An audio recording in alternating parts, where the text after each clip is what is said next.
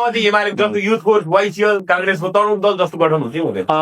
यस्तो छ, हामी युवाहरूलाई श्रमदानमा जोड्छौँ नै होइन, तर कसैको टाउको फुटाउनका लागि, कसैलाई तपाईँको घेराबन्दी बनाउनका लागि, कसैसँग झगडा गर्नलाई होइन, बिरुवा रोप्नलाई होइन, तपाईँको चाहिँ देश बनाउनका लागि, बाटो भत्केको छ भने बनाउनका लागि यो व्यापक रूपमा निर्माणको कामहरू पनि हामी गर्छौँ होइन। त्यो कुराले चाहिँ हामी के छ भन्दाखेरि अगाडि बढ्छ। मैले फेरि पनि दोहोऱ्याएँ, हामी शिक्षक, कर्मचारी र पत्रकारलाई चाहिँ सङ्गठित गर्दैनौँ, किनभने दे आर होइन तपाईँको चाहिँ स्टेटको पार्ट भएको कारणले। तपाईँहरू भनेको चाहिँ राज्यको हो, मैले बारम्बार भनेको छु।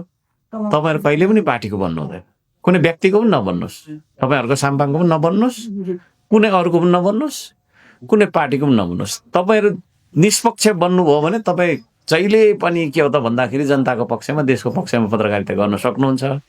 पार्टीप्रति झुकाव भयो भने चाहिँ अर्कोलाई चाहिँ बाङ्गो बाङ्गो प्रश्न सोध्ने होइन, अनि उसको गल्ती तपाईँको चाहिँ नि कहाँबाट गर्छ भने 360 डिग्रीमा राडर लगाएर घुमेर हेरेकै गर्ने।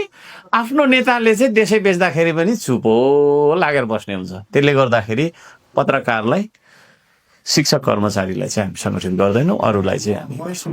तर एमालेका अध्यक्ष पूर्व प्रधानमन्त्री केपी शर्मा जुन अप्ठ्यारो हुन्थ्यो, त्यसमा महेश बस्नेतले अहिले जसरी अब भनौँ न एक ढङ्गले 8 सास दिनुभएको छ, त्यस्तो युवा शक्ति चाहिएला नि तपाईँको पार्टी नेतृत्वलाई नि भने। यस्तो छ, अप्ठ्यारो पर्दाखेरि हामी त श्रम गर्छौँ, श्रम हाम्रो हुन्छ, युवाको पनि हुन्छ, तर श्रमदाता हामी बेसिकली काम नै गरिरहन्छौँ सर। तर देशको अस्तित्व नै सङ्कटमा पर्यो भने चाहिँ फेरि हामी जे गर्नु पनि रेडी छ फेरि।